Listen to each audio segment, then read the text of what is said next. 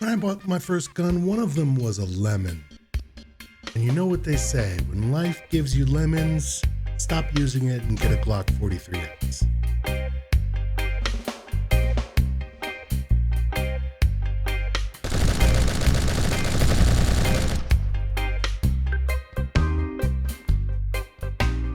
There are a lot of choices out there these days for small carry guns, and I think everyone is going to have a strong opinion which one is best. Strong contenders for the replacement of my car were MP Shield Plus, Springfield Hellcat, the SIG 365, the SIG P365, Ruger Max 9, Kimber Micro 9, Kimber Mako, and ultimately it came down to the Glock 43X and the Springfield Hellcat. I think everyone would agree that those are two very strong choices, and I wouldn't give anyone a hard time who chose any of the options I listed above, actually.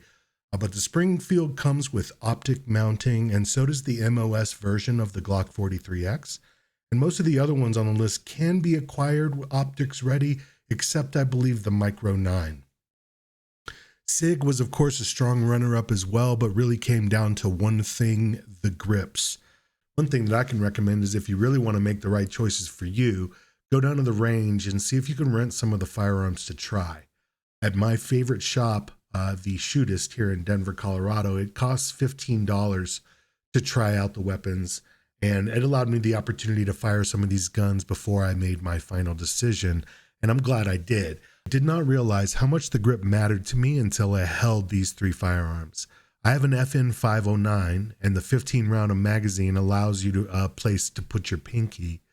The P365 didn't have enough room for my pinky, and then I finally did it, and I picked up the Glock 43X, and this thing has a full-size grip lengthwise. And if you've ever fired a full-size Glock, especially a 40 Smith & Wesson or a 45 ACP, you'll know that they are thick boys. Damn, boy. Damn, boy, he's thick, boy. That's a thick-ass boy. Damn. And what you can't really get across in words is the way the 43X feels in your hand compared to that.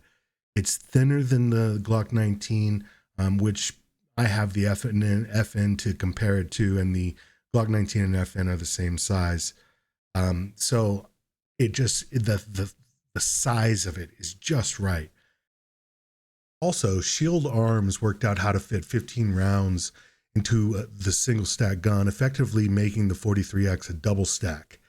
You can change out the mag release to make it steel and use the steel magazines that Shield Arms makes and turn your 43X, which is a smaller gun, and it still holds the same as a Glock 19. So you can turn it into basically a Glock 19.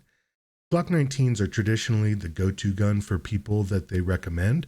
I think the Glock 43X with Shield Arms mags effectively renders the Glock 19 obsolete.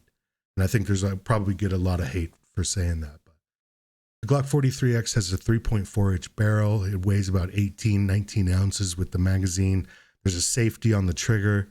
And bear in mind, you can still use your stock polymer magazines with the new mag release, but be aware that it makes it a bit sluggish when you're releasing the polymer mags, and possibly could wear the polymer mags out a little bit if you use it with the steel magazine release. My recommendation would be to just switch to the Shield Arms magazines entirely, but stock mags do still feed, etc. It's just a little sluggish popping free. 43X does still have a little pop to it, a good amount of recoil, but the full-size grip makes it completely manageable. They say apparently that 33% of the recoil is handled by the pinky, and I believe it. So when I first took out my gun, I did have some issues with it failing to feed, but I had some kind of a small name brand ammo, and it seemed as if the bullets were too big. At least that was the opinions of the guys at the range. Also purchased an upgraded trigger mechanism. It's a trigger connector made by Ghost to lighten the weight of the trigger pull from 5 pounds down to 3.5 pounds. But as it turns out, I got the wrong size, so I just used the one I got on my Glock 21.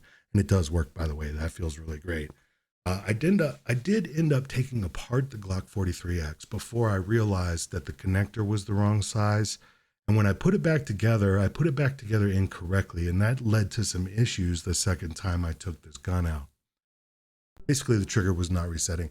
Turned out I didn't have the trigger mechanism in the little slot, and since then I haven't had any issues with it, and I even went out and got a green dot sight for this thing. I cannot express to you how this thing feels in the hand. I let my boss try it out. He said the same thing. It just feels right in your hand. It's the right size. It doesn't have the finger grooves, and it's just got a nice full-size grip. It's really great. And because of how it feels in your hand, I would venture to say that this is a very, very good choice for anyone out there for their CCW looking for the best gun on the market. Keep in mind the Glock 48 is the same gun basically. It uses the Shield Arms magazines and it comes with a longer barrel. It's still concealable because mainly the handle is usually the hardest part to conceal. I went out and got a JX Tactical Fat Guy holster, so my gun rides a little bit lower towards the belt line than normal holsters. I could see this gun printing with a normal holster if you have it at 430 on your waist. If you carry appendix, then it's not really an issue at all, but because it's the same size as a Glock 19 and everybody carries those. But for me with my holster, this thing does not print. It could be the holster that I chose, so keep that in mind. Springfield Hellcat, still a good choice, but your pinky's gonna hang off. And unless you use their 15-round mags, it's not a full grip. Ultimately, I think the way the Glock 43X looks is a bit cooler as well. And something about the Springfield's dimensions are a bit weird, kind of the way it looks is a little funky. Another thing about Glocks is that the aftermarket for Glocks is super established. Having said all that and taking into consideration that I really want an FN 503 with increased capacity, Shield Arms, please provide that for me. I would appreciate that. With all the modifications that you can get on your Glock 43X, I mean, even Hollow Sun is now making sights that red dots that fit directly onto the Glock 43X. I think it's hard to argue that it's at least one of the best choices out there on the market. What do you think? Is the Glock 43X the best concealed carry gun on the market right now? Let me know what your favorite is in the comments below. Like and subscribe if you like this content. If you want to support more, check out the Patreon. The link is in the description. Appreciate you guys watching the Tactical